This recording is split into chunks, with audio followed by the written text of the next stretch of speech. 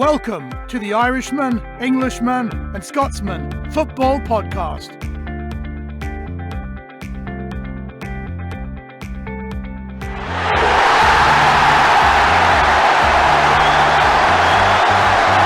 Hello and welcome to the Irishman, Englishman and Scotsman Football Podcast. I'm delighted to say joining myself and Joe tonight is the former Norwich, Tottenham and Newcastle United Premier League superstar, Ruel Fox. Ruel, welcome to the show. Hi guys, nice to meet you guys. How you doing? Good, buddy. Good. Thank you so much for coming on. Ruel, you're in Ipswich now, are you? Yeah. Always been in Ipswich, back and forth. I'm a bit of a homeboy. Even whenever I've played, wherever I've played, whichever team, whether it's Norwich, Tottenham, Newcastle, West Brom, I always come home. I try and get home. I used to try and get home after games every weekend. I'm just one of them people who I feel more comfortable being at home. I think I could be normal here. Have you got a tractor in Ipswich? You are. It's not that bad. It's more Norwich. Okay, right, Ruel. Staying with Ipswich, you had trials for Ipswich, obviously where you're from, but you signed for the big rivals Norwich. So your career could have been very different. Yeah, it could have been. I think at the time it was different to nowadays. I think nowadays, obviously, you get your academies where you start off as a youngster and you play in the academies until they sign you on when you leave school. But when I was a toddler, we used to be able to write off for trials to clubs, or you would get scouts. Old scouts used to go around to old Sunday league games. If they saw a decent player, they used to invite you back to trials in the 6-week school holidays. So for me, it was I got offered trials for Ipswich. I went the first time when I was about 14. They never really gave me an answer whether they want to sign me. And then the following year, I got another trial for Ipswich, went back again. They still didn't make their mind up. But between that, I had a friend called Louis Donowa, who used to play for Norwich, lived directly across the road from my mum's. So I kept banging on his door and saying, well, why don't you take me for a trial down there? So he took me for a trial, and then I went up there. I think after 3 days, they signed me. So that it weren't a case where I turned Ipswich down or anything like that. I think the opportunity came along where Norwich seemed to be a little bit more keener than Ipswich to sign me. And so what was it about Norwich, the first couple of weeks that you were there, did you kind of know instantly that was the club for you? I think you find out, what people say about first impressions. I think I knew from the first couple of days I was there. I think Norwich has always traditionally been good around the kids. The academies are fantastic academies, and they've got this knack about looking after you. Even though I was probably the only guy from Ipswich there, they made sure my family was okay. They could come up and watch me. They used to pay my brother to drive me to watch the games. They made it easy for me just to go out and play football. I had a couple of good father figures. I had one guy there who initially spotted me called Ronnie Brooks. He looked after me all the time, made sure I was all right. Spoke to my mum on occasions when I was living up there just to make sure that I was comfortable there.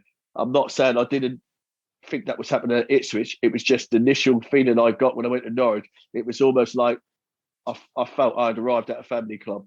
Who were your first kind of idols and kind of heroes at Norwich in the first team? I'll be honest with you, I was more West Bromwich Albion fan and Man United fan. The ironic thing is they played in green and yellow. West Bromwich Albion played in that as well. So there might have been something spiritual there that was telling me to go there. For me, really, you got to think about what you don't always go to your childhood heroes club or who you supported. For me, it was just about playing professional football. And for me to be given a chance of trying to get to a professional contract. There was players in the team who I looked at. There was Dale Gordon, who I was quite friendly with. He was a decent player. There was decent players there, but I wouldn't say there was anyone who I looked up to as a schoolboy.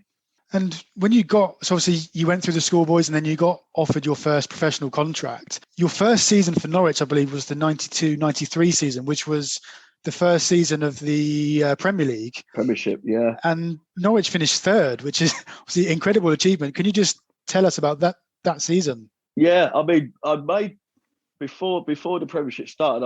I'd been in and out of the football team. We'd gone through a couple of managers.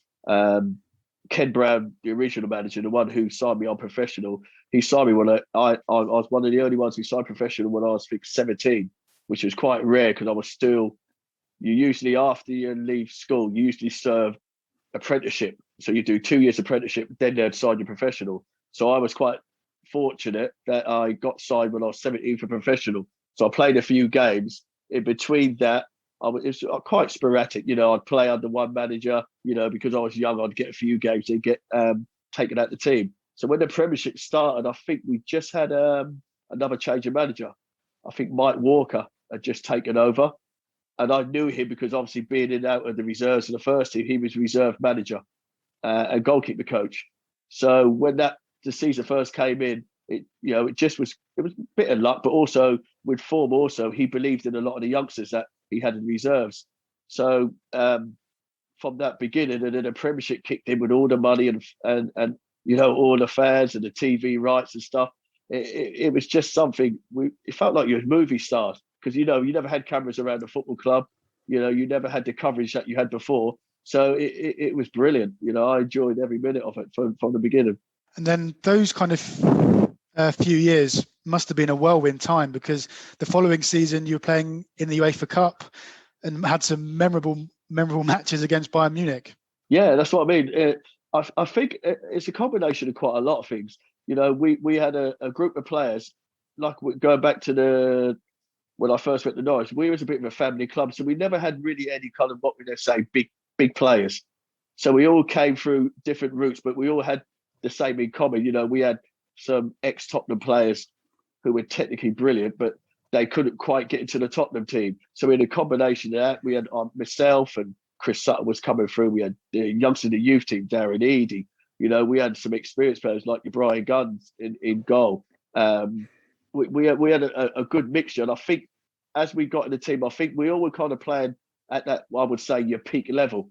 So the football became quite naturally for us, playing together because we knew each other inside out. We socialised with each other. So for us, every time we was playing, it sounds strange, but it's like just having a kick about in the park. Yeah, just beating Bayern Munich is just a little kick around in the park. Just a little kick around against Bayern Munich weren't nothing special. Weren't nothing special. Having played in the very first season of the Premier League, can you kind of believe how big it's got now? How much money's involved? Just the kind of scale of it. It's got crazy. I mean, I think because of the status of the league, it's probably the best league in the world. But because we can attract players, but I think the reason why the league is like it is now is because I think it's because of the influx of the money that's come in, the rights that have come in, has allowed clubs to spend. Some people might be saying it's bad for the league. I think it's got to a stage where it needs to balance out a little bit. But then, without these influx of players coming in, then the league would be as good as what it is. Obviously, Norwich are doing very well this season, up there at the top of the Championship, maybe getting promoted. But one of your other former clubs is at the lower end of the Premier League, and they could be doing a swap, right? Norwich and Newcastle. Well, not just them, West Bromwich Albion. We've got West Bromwich Albion. Don't forget, I played at West Bromwich Albion in my later of my career.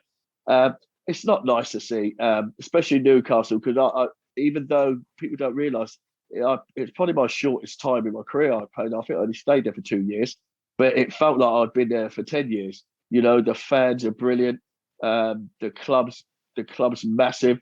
The people around the club are really good people. But I think they're just going through a somewhat change. But that change seems to be lasting longer than it should be. Everyone's got their qualms about the owner, and rightly so. They're questioning whether he's there because he's an owner, or does he love the club, or is he a businessman? By all accounts, what you can see on the pitch, there's a bit of divide at the moment as well. So, I still have a lot of love for Newcastle. I do speak to a lot of people up there. I travel up there to do functions up there. And I understand that they're hurting up there. And it's not nice to see. I'm just crossing everything I can, and hopefully they can stay up.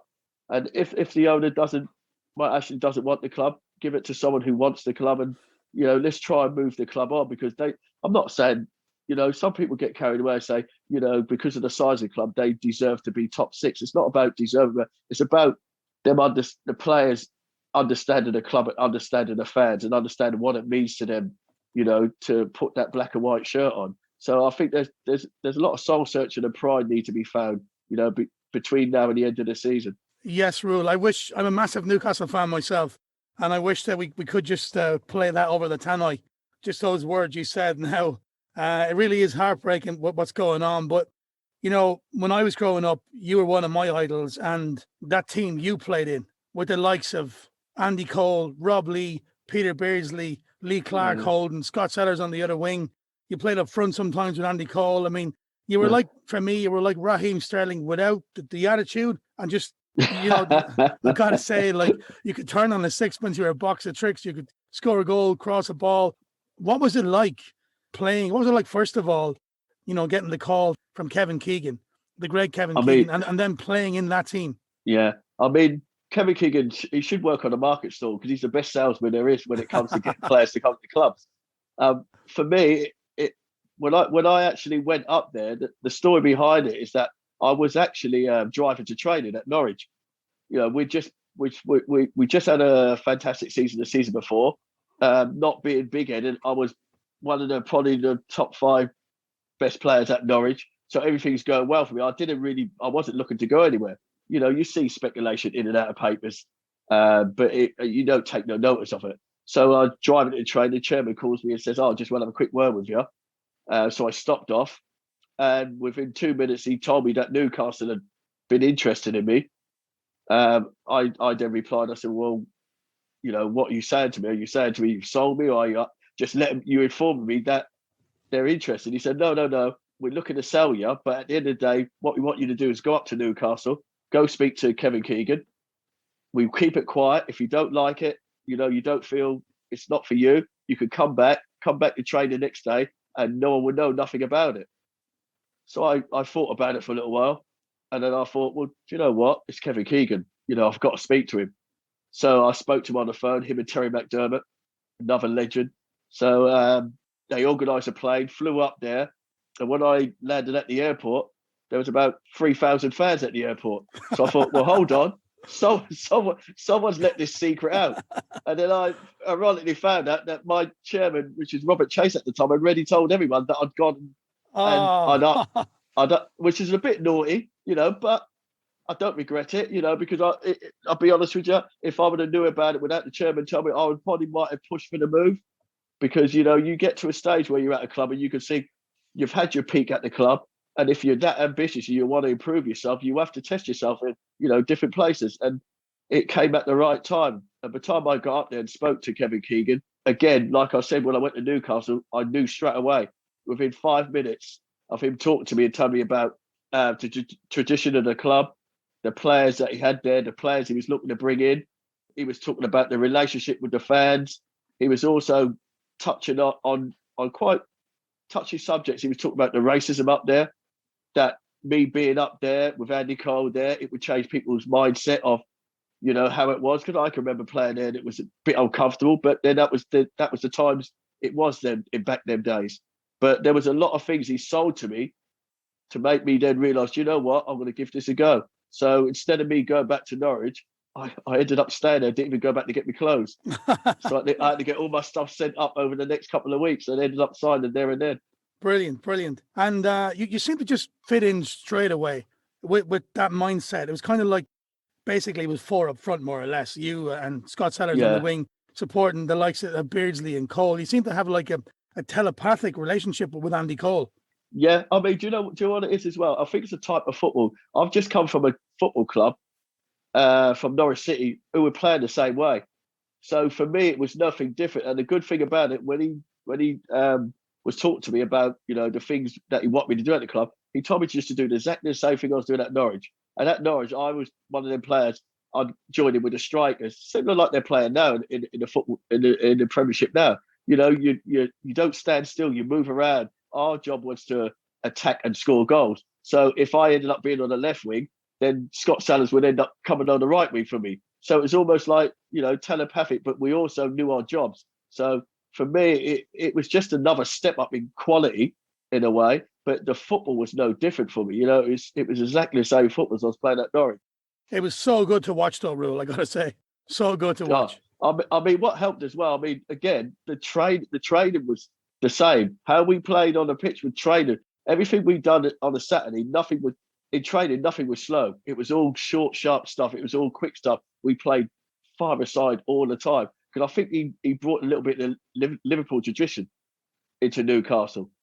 So that's the way he was training when he's at Liverpool. Terry McDermott. Then you got Arthur Cox, who was a great mentor for him. So he had his team there, and he just put, we had Derek Fazakli, who was a coach. He was a very good coach. So with that, everything we'd done in training, we just took that onto a pitch on a Saturday. I can't remember any time us talking about the opposition. I can't remember having to put a tactics board up and saying, look, worry about this player. He just said, lads, if you go out there and play, you'll win. And what more do you want? Especially as an attacker myself. It was a joy for me. That's brilliant. And then, so after a couple of years at Newcastle, how did the move to Spurs come about? I think I just come off a back of a decent season for Newcastle, and I think it all started with the Andy Cole when he got sold to Man United, because Gillespie, obviously, yeah, he wanted to bring him in, and then he obviously had Keith Gillespie in exchange. And then the problem we had three good wingers. It was myself, David Genola, Keith Gillespie.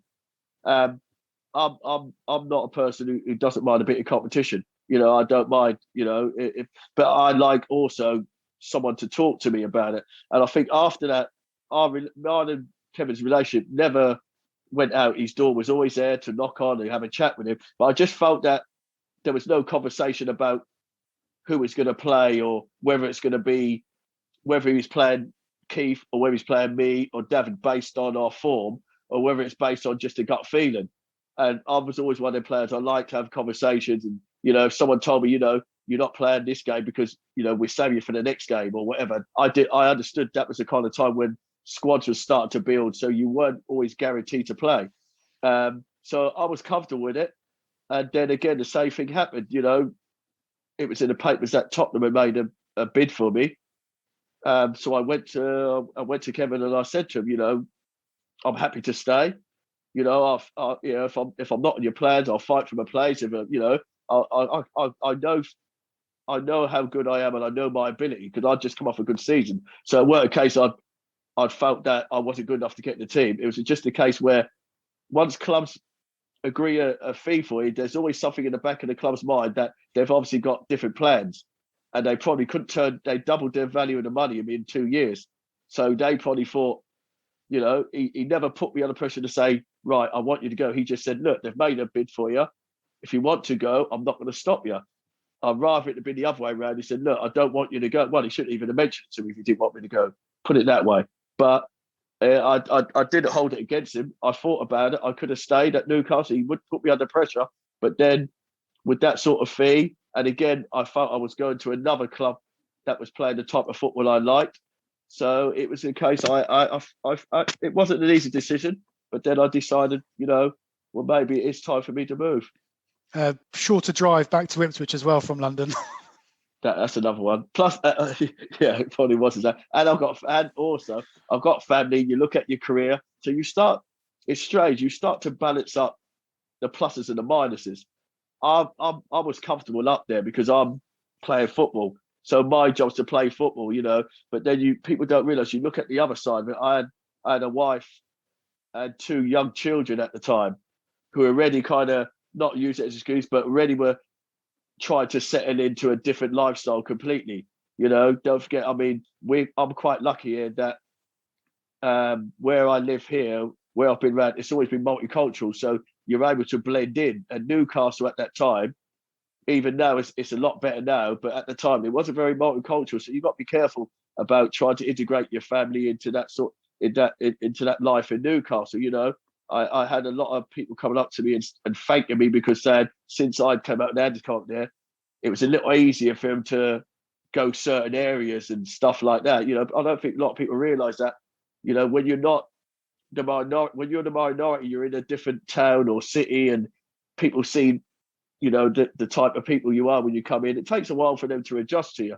So for that, it weren't just about me being greedy and saying I'm going to Tottenham because I'm going to get more money or vice versa. It had to be a family decision as well. And just talking of money there, so I think it was 4.25 million, which at the time was one of the more expensive signings in the league. Did you feel the pressure of kind of having, the big price tag or not? No, not really, because I didn't get none of it. So So it'd be all right if I got the money, but I didn't get none of the money. So it doesn't. Like you said, it's the same as the games now. The fee didn't really bother me that much. I got a little bit of stick and banter when I went to Tottenham. The fans were mocking me because they were saying that I've got a wheelbarrow of money carrying around me all the time and stuff. But that's just football banter. But no, you try not to let that weigh you down, because the most important thing, if you perform on a pitch, people ain't worried about what fee they pay for you. And that Tottenham team at the time was another kind of exciting team as well. What was it like playing with some of those players, like, I don't know, Klinsmann and Dumitrescu, Teddy Sheringham, Anderton? Teddy Sheringham, Darren Anderton, Sol Campbell was there. Ian Walker, again, when you look on it on paper, where I'm going, it's not a step down. It's almost on the same level, or because of the history, probably a bigger club. So for me to go there, for me, I'm taking these little step ups all the time. So it was a massive challenge for me. And when I got there, the football was great. The players were great. The only side of it that was different when I got there was I would say the team spirit, because it's London and everyone lives all over the place. I don't think we actually got to really bond with each other. We trained every day. The training ground we first were at was not very good until they upgraded it, to a state-of-the-art place. But so the first couple of years, the training ground wasn't the best. And I just felt that even though we're doing well, getting results, we didn't really know each other too well, because of the distance. Once you get London, the distance people live between each other, you don't have that social element between. Where at Norwich, we was like a family club. We socialised together. The wives socialised together. The same happened at Newcastle. And then we went to Tottenham. I think maybe not use that as an excuse as why you don't play well together, but it does make a difference if you get to know each other on and off the pitch. So the camaraderie wasn't exactly there. No, I mean, don't get rid of day-to-day training, usual stuff. It was work. You go in, you have a laugh, and everything's great. But then I don't think you get, sort of like you were saying, where we're telepathic with Andy Cole, with Peter Beardsley, Scott Sellers, always play, because we spent most of the time together. Like now we've got a break coming up, international break. Keegan would make sure we all go away together. The Fantastic. ones who weren't there, he would take us. It might be a jolly up, but you're there together. He'd make sure you're having meals together. Some days after training, we'd have a fine box where everyone was getting fined for coming late and bits and pieces. And he'll use that and say, right, lads, you're all going in town today just to have a bite to eat. And if no one goes, they're getting fined. Bonding. So you start, bonding. And Tottenham, that was probably the only side of it that I thought there was no bonding there. Did it make a difference on the pitch? For me, it doesn't when you're first getting together, because everything you're running off adrenaline. But when it boils down to it, and you need to maybe tell a player he's not doing well, or tell a player he needs to do this, or you need to dig someone out or demand more. Sometimes they take it the wrong way because they don't know you as a person. After a couple of years at Spurs, I think David Ginola followed you from Newcastle to Spurs. I know. What was he like as a teammate? Was his hair immaculate in real life as it looked on the TV in those adverts? He's stunning, mate. He was stunning, mate. Stunning. It's like Medusa. When he looked at you, you felt yourself staring. You just felt yourself staring for about a split second, and you had to kind of shake your head. But no, on the serious note, he again, because of the Newcastle days, he's a socialise, but he's fantastic. So for me to see him, I didn't feel under pressure when he came. It was just like I was so happy to see him because I knew what he could bring. First of all, I couldn't believe that Newcastle had let him go. Do you know what I mean? But when he came, I think sometimes you can get rid of one player or sell a player, and you think you're doing it because you're going to bring another player. But sometimes it could be to the detriment of the club because you're thinking, well, you want to buy this player, so you got to get rid of two players who are going to give you everything each week, or maybe understand the club a bit more, and then you bring a high side. Don't forget, he was out to bring Tino in on the sale of me and other players. So it was almost like for like. He had Keith Gillespie when I left. So it works sometimes, but then other times with the Genola sale, I think, well, I don't know whether the timing was right on that one. But again, David, we don't know. He might be pushing a move because once he heard Tottenham, a lot of the foreign players like to be in London.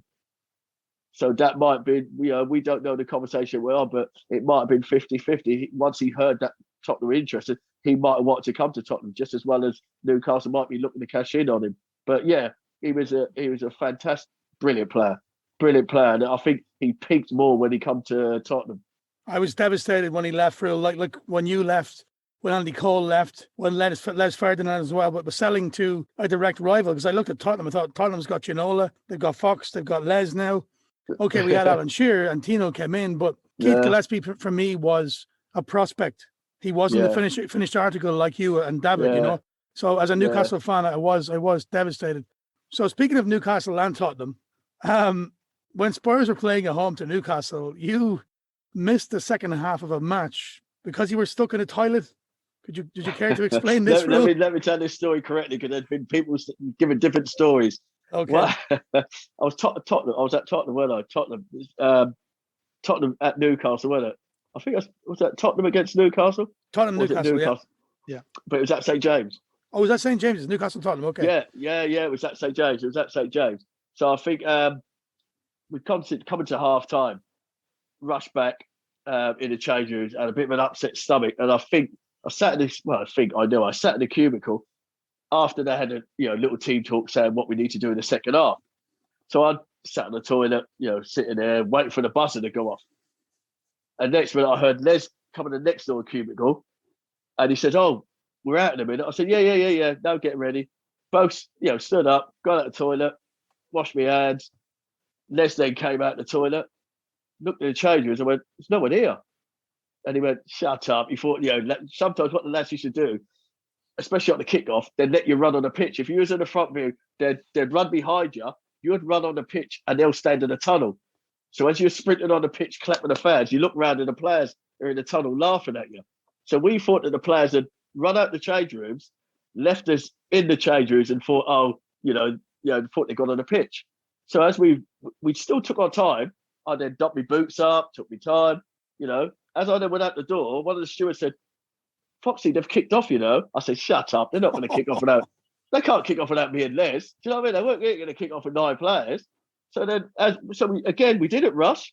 As we coming down the tunnel, then it's like, as you're coming down the stairs, you can hear the fans. I'm thinking, God, the fans are getting a little bit excited. You get a bit excited because, we had kicked off, for the second half. As we got there, the players all run around in the pitch. The second half's kicked off without me and Les there. Oh, God. So it shows how important we were to Tottenham at the time, but they thought they could do without us for the second half. Brilliant stuff. That's amazing. I just wanted to talk about some of the derbies that you've played in over the years. I think you played in Norwich v Ipswich, obviously Arsenal v Spurs. I think when you're at Newcastle, I'm not sure if you played against Sunderland, but you would have been aware of the rivalry. Yeah. And then I think when you were at West Brom, you played against Wolves. So can you just tell us about some of the derbies you played in, and which one was the fiercest?